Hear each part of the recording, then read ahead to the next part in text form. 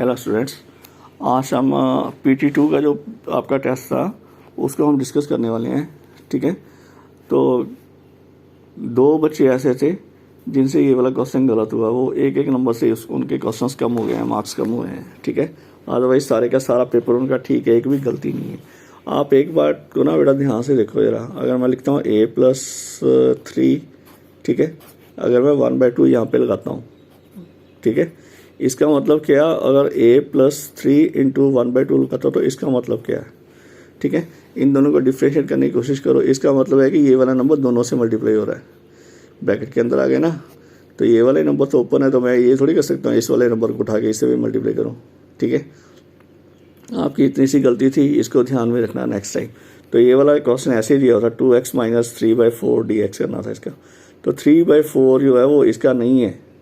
ठीक है, इसको ध्यान में रखो। ठीक है, तो अब DDX करोगे तो ये तो कांस्टेंट नंबर है, इसका तो 0 हो जाएगा, तो 2x का तो खाली 2 रह जाएगा, तो इसका काम खत्म। इतना सा काम था, 1 मार्क्स का क्वेश्चन था। ठीक है, छोटी सी गलती। ठीक है, चलो माइनर मिस्टेक इसे बोल सकते हैं, but take care in for the future. Next question था 4AX, है ना, तो इसमें शायद आपके पास ये पैराबोला की इक्वेशन है। ठीक है, तो जो आपके पास A दिया हुआ था वो 6 दिया हुआ था, है ना, तो 4 6 है 24। ठीक है, 4 6 है 24, तो 24x इसकी इक्वेशन बननी चाहिए थी।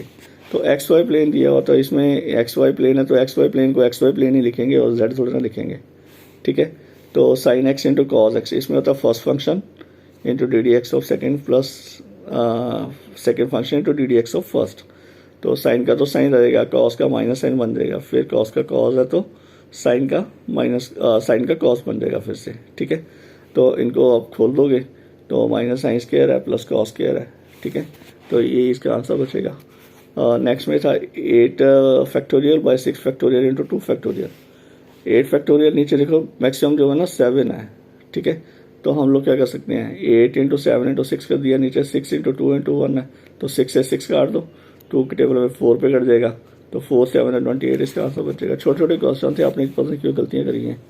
ठीक है, तो इसका नेक्स्ट पे B है, तो उसमें n दिया हुआ 9 नंबर से 1 2 3 4 5 6 7 8 9 नंबर में से आपको 3 नंबर चूज करने हैं, 3 नंबर वाले 3 डिजिट वाले नंबर चाहिए, तो NP3 हो गया। तो NP3 का मतलब क्या हो गया, 9 है n, टोटल नंबर्स 9 है ना, तो कितने के बनानी है, 3 के बनानी है, तो 9P3 हो गया।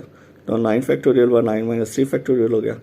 तो इसको खोल दो, नीचे क्या बचेगा, 6 बचेगा ना, तो 6 तक ओपन करो, 9 8 7 6 6 6 कट के इन तीनों को मल्टीप्लाई करोगे तो आपका आंसर बनेगा।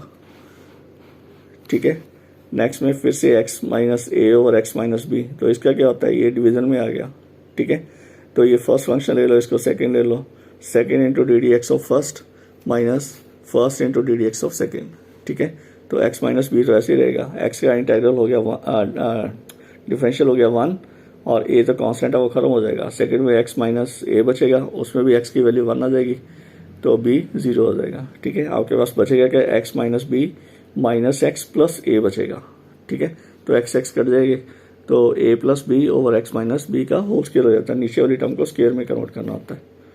ठीक है, तो ये छोटे छोटे आपके क्वेश्चंस हैं जो आपने पेपर में देखे ही नहीं है शायद, है ना। कई बच्चों ने तो बहुत ही अच्छा किया है, बहुत ही अच्छा किया हुआ है। ये देखना x square over a square y square over b square equal to 1 है। ठीक है, तो ये हमारे पास एलिप्स की इक्वेशन है।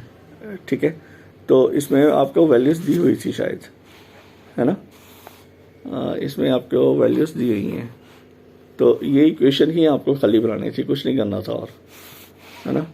तो ये था इसमें से a स्क्वायर की वैल्यू निकाल लो, आपके पास क्या आती है। ये इक्वेशन है आपके पास ना, क्या था, हाँ, ये x और y की वैल्यूज दी हुई थी दोनों में, है ना, ये x और y की वैल्यू दी हुई थी आपके पास, ये 9 और 4। तो इसको लीनियर इक्वेशंस बना के इसमें से a और b की वैल्यूज आप निकाल सकते हो। a की वैल्यू मेरे पास 10 आई है, इसको सॉल्व करके। ठीक है, लीनियर इक्वेशंस 9th में करिए, 10th में करिए, वैसे ही सॉल्व करना है इसको। ऐसे b की वैल्यू भी निकाल लेंगे, b की वैल्यू जो है वो मेरे पास आ जाएगी b स्क्वायर की वैल्यू आ जाएगी 40। ठीक है, तो b स्क्वायर की वैल्यू 40 है, तो अंडर रूट निकालेंगे, 40 करो 2√10 बचेगा मेरे पास। ठीक है, अब इस इक्वेशन को ये मेजर एक्सिस जो है इसके है ना, वो देख लो आप, बड़े वाला जो नंबर होता है वहीं पे मेजर एक्सिस होता है ना। तो यहाँ पे ना क्वेश्चन लिखने में भी शायद जिसने भी पेपर डाला उससे गलती हुई है कि ये मेजर एक्सिस इसका वाई बन रहा है, एक्स नहीं बन रहा। ठीक है, तो आप भी ठीक है, मैंने किसी के नंबर इसमें मिस नहीं किए, लेकिन आपको पता होना चाहिए था कि गलत क्वेश्चन डाला हुआ है। चलो, जैसे आपको मिला आपने कर दिया, गुड। ठीक, नेक्स्ट में ये डिस्टेंस फार्मूला है। डिस्टेंस फार्मूला 10th में भी करते हैं, x2 माइनस x1 का square plus y2 minus y1 का स्क्वायर। ठीक है, तो अब जो तीसरा नंबर आ ही गया z2 माइनस z1 का स्क्वायर करना है, तो उसमें दिक्कत क्या है? ठीक है, ये देखो, ये x y z तीनों वैल्यूज हैं। x में से x वाला, y से y और z से z। कंपेयर करो, इनकी वैल्यूज डालो, इनके स्क्वायर्स करो, तो ये आपके पास 100/20 इसका आंसर आ जाएगा। ठीक है, तो इसको एग्जैक्ट नंबर में कन्वर्ट करो। ये देखो 1/6 फैक्टोरियल है, 1/7 है, 1/8 है, सबसे बड़ा 8 है, तो सबसे छोटा कौन सा है? 6। तो इन सबको 6 तक एक्सपेंड कर लेते हैं। तो 1/7 × 6 फैक्टोरियल, x/8 7 6 फैक्टोरियल। तो 1/6 इसके पास भी आ गया, 6 इसके पास भी आ गया, 6 इसके पास भी आ गया, मैंने कॉमन छोड़ दिया। तो यहाँ पे क्या बच गया फिर 1, यहाँ पे क्या बच गया 1/7, तो यहाँ के ऊपर क्या बच गया 7, x/8 7 एंड 6 फैक्टोरियल कट गए दोनों तरफ से। इसको एलसीएम में कन्वर्ट कर दिया, 7 1 7 + 1 8/7। यहाँ पे क्या बच गया 7/x/8 × 7, दोनों डिनोमिनेटर के 7 कट गए, तो ये 8 ऊपर चले जाएगा, x की वैल्यू 64 आ जाएगी। ठीक है, तो ऐसे ही आपके पास सेक्शन सी है। जो सेक्शन सी के ऊपर सेंटर दिए हुए हैं, है ना, एच एंड के सेंटर दिए हुए हैं। ठीक है, तो एक्स एंड वाई की वैल्यूज दी हुई हैं। ठीक है, तो फार्मूला वही है, डिस्टेंस फार्मूला लगाओ आप।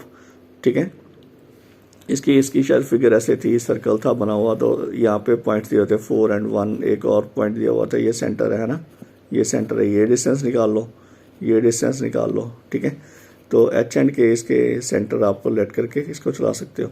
तो ये डिस्टेंस और ये डिस्टेंस, ये तो दोनों इक्वल ही रहने वाले हैं। ठीक है, दोनों, है ना, तो ये दोनों डिस्टेंस निकाल लिए, दोनों डिस्टेंस इसको इक्वल करके एक इक्वेशन बना दो। इसकी एक इक्वेशन बनाने के बाद फिर जो आपको इक्वेशन दी हुई है, तो वो उससे बोला होगा that equation passes through the centre. इसका मतलब ये एच और के उसके वो भी सेटिस्फाई करेंगे। अगर ये वाली लाइन्स को सेटिस्फाई कर रहे हैं, तो जो लाइन हमें दी हुई है उसको भी तो सेटिस्फाई करेंगे ना। ठीक है, तो उस लाइन के ऊपर भी ये वाली वैल्यूज जो है उसमें डाल दो, और फिर जो नई इक्वेशन बनेगी उन दोनों इक्वेशंस को सॉल्व करो और आपका आंसर निकलेगा। ठीक है, समझ के क्वेश्चन करोगे तो आराम से निकलेंगे। ये रेडियस है, ये भी रेडियस है, ये दोनों वैल्यूज इक्वल आ गई, इनको कंपेयर करो, कंपेयर करके एक्स और वाई की वैल्यूज जो भी है, एच और के की वैल्यूज यहाँ से निकल जाएंगी। आप एक इक्वेशन बनेगी आपके पास। ठीक है, तो सेकंड इक्वेशन आपको दी है, उसमें एच एंड के की वैल्यू डाल के सेकंड इक्वेशन वो बनाओ, लीनियर इक्वेशन बना के उनको दोनों को सॉल्व कर दो, तो आपका आंसर निकल जाएगा। नेक्स्ट क्वेश्चन था कि ये 3 पॉइंट्स दिए हुए हैं। ठीक है, इनको कोलिनियर शो करना है। कोलिनियर शो करने के 2 तरीके हैं। एक तो आप सीधा कर सकते हो, डिस्टेंस निकाल लो। ठीक है, मान लो ये वाला पॉइंट आपके पास ए है।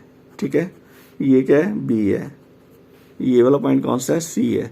तो आप क्या कर सकते हो, डिस्टेंस निकाल लो, ए बी का डिस्टेंस निकाल लो, बी सी का निकाल लो, सी ए का निकाल लो। कोई 2 डिस्टेंसेस जो हैं वो तीसरे के इक्वल आने चाहिए। कोई 2, मैं ये नहीं कह रहा कि पहले वाले 2 या दूसरे वाले 2, मैं कह रहा हूँ किसी भी 2 पॉइंट्स का डिस्टेंस जो है वो तीसरे के इक्वल अगर आता है तो वो कोलिनियर है, अदरवाइज कोलिनियर नहीं है। नहीं तो क्या कर सकते हो आप लोग कि सेक्शन फार्मूले के साथ भी कर सकते हैं। सेक्शन फार्मूले के एंड पॉइंट्स 2 ले लो आप, ये वाले, तो इसको मिडल में पी पॉइंट लेट कर लो। ठीक है, तो उसको के रेशो मान लगा के एक वैल्यू निकाल लो। ठीक है, एक वैल्यू निकाल के देख लो, जैसे मैंने किया हुआ ये वाला दिखाने के लिए आपको। ठीक है, मैंने क्या किया, इज इक्वल टू ये एक्स की वैल्यू ले ली, तो के रेशो 1 में मैंने क्या किया 1:2 निकाल लिया। ठीक है, अब अगर ये 1:1:2 बाकी दोनों में डालूंगा तो मेरे पास ये आंसर आने चाहिए, ये वाले। अगर ये आंसर नहीं आते तो इसका मतलब मैं गलत हूँ, अगर आते हैं तो फिर ये ठीक है, फिर ये कोलिनियर है। एक लाइन के ऊपर पॉइंट्स हैं तभी तो ये वाली रेशो काम कर रही है, अदरवाइज नहीं करती। ठीक है, तो सेक्शन डी में उसने दिया हुआ कि रेशियो फाइंड करने से कितना आसान सा क्वेश्चन है। देखो ये वाला कि उसने बोला था वाई जेड प्लेन में है, तो वाई जेड में मिसिंग ऑन है, यहाँ पे मिसिंग ऑन है, देख लो एक्स यहाँ पे नहीं है। ठीक है, अगर एक्स नहीं है तो एक्स की जगह पे क्या हो गया, फिर 0 हो गया। ठीक है, तो आप एक लाइन लो, पॉइंट्स लिखो, कोऑर्डिनेट्स लिखो, तो इसके कोऑर्डिनेट्स क्या हो गए, पी के 0 y एंड z। तो जो सबसे आसान नंबर होता है ना, हम उसी से करते हैं, सारे निकालने की जरूरत नहीं होती। बच्चों ने सारे निकालने हैं, उसकी जरूरत नहीं है आपको, सिर्फ 0 के साथ इसको निकालो। दिस इंटू एक्स की वैल्यू निकालेंगे हम, क्योंकि एक्स हमारे पास 0 है। एक्स इंटू 3 और वाई इंटू -2, ठीक है। 3 के -2 हो गया ये वाला, ये इक्वल टू डिनोमिनेटर जब ऊपर जाएगा 0 से मल्टीप्लाई होकर सब 0 हो जाएगा ये वाला, ठीक है। तो 3 के इक्वल टू 2, तो के इक्वल टू 2/3, तो 2:3 इसका आंसर आ गया, ठीक है। इतना आसान सा पेपर था, इससे आसान क्वेश्चन पेपर आपको नहीं मिल सकता, ठीक है। इसमें कोई भी टेढ़ा क्वेश्चन नहीं था, सारे सीधे सीधे क्वेश्चन थे, ठीक। तो आप ट्राई करो, ऐसे क्वेश्चंस आपको मिलेंगे, ठीक। Thank you very much.